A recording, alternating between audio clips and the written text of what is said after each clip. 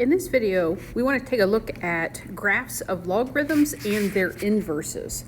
Okay, so in this little set of guided notes, we're going to take a look at the function f of x equals log base 3 of x, and then its inverse function, f inverse of x, is equal to 3 to the x.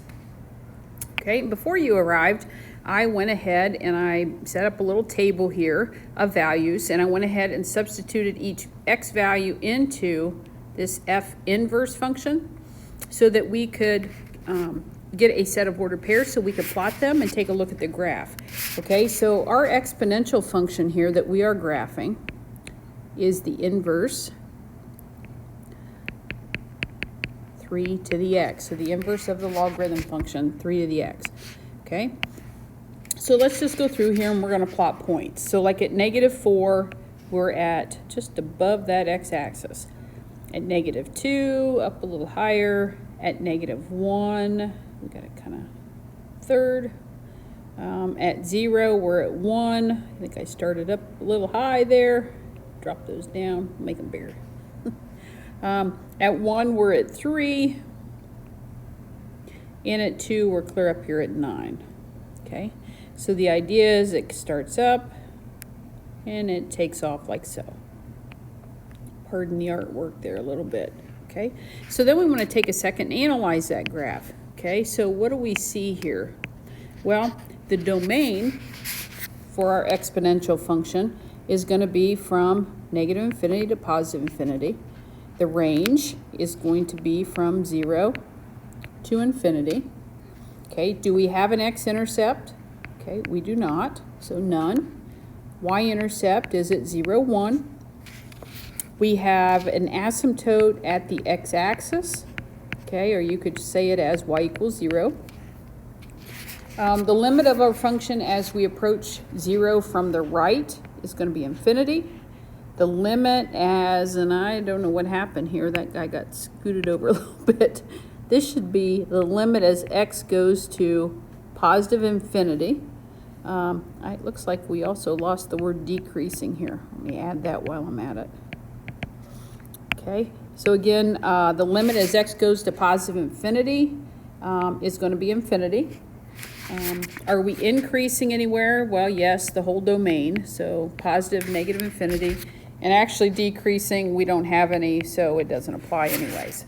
Okay, so that would be the graph for our exponential function. Okay, so then coming on down here below, the second example says, since the logarithm and the exponential are inverses, you can obtain the graph of f of x by plotting the points. Okay, so we do the inverse and then x. So we're going to switch x and y to plot that inverse. Okay, hopefully you remember about switching x and y to do an inverse. Okay, so for this one, we're going to do the log function. F of x equals log base 3 of x. That's what we're going to get when we switch our x and y. Okay, so let's go through here and see if we can plot points. So this time, and again, I just brought the points down from this upper table. I brought them down to here and I switched them. All right, so I switched the x and the y. So at 0.01, we have a -4. At 0.11, we have -2. 0.33, we're at -1. And then at 1, we're at 0. I got over there too far again. At 3, we're at 1. And at 9, we're going to be at 2. All right, so the graph this time kind of takes off this direction. Okay. All right, so that would be the graph of your log base 3 of x function. All right, so now let's do an analyze. So the domain for this function would be from 0 to infinity. The range now is -infinity to +infinity, okay, which should be. We're just switching the domain and range from the exponential. Okay, x-intercept this time is 1, 0. Y-intercept, there is none. So again, we're just switching from up above. Asymptote this time is the y-axis. instead of the x-axis, or in other words, x equals 0. Okay, as we go to 0 from the right, our graph is going to negative infinity. As we're going to infinity, scoot that over there this time, infinity, we are increasing from 0 to infinity, and we do not decrease. And that's what's down below, but it should be on your guided note sheet. Okay, so that would be the graph for your log function. All right, so moving along here. A couple examples of how to solve a log problem while we're here. So it says log x equals 1.25. So when it says log and it doesn't indicate the base, remember that's a understood base 10. So for this problem, this is going to mean 10 to the 1.25 power equals x. So if we go from a log to an exponent, that's what it looks like. So you get from your calculator 17.7828 or something like that. Okay. Next one is an ln. Okay, so remember this ln means it's a natural log. So that's an understood base of e. Okay, so for this one, e to the 10th is equal to x. Okay, so if you put that again in your calculator, you come up with the number 22,026, like 0.4658. Okay, probably don't need that many decimals, but it was fun to write them. All right, then next we have write the value of e. Okay, so our natural log base to 13 decimal places. So you got to find that baby on your calculator.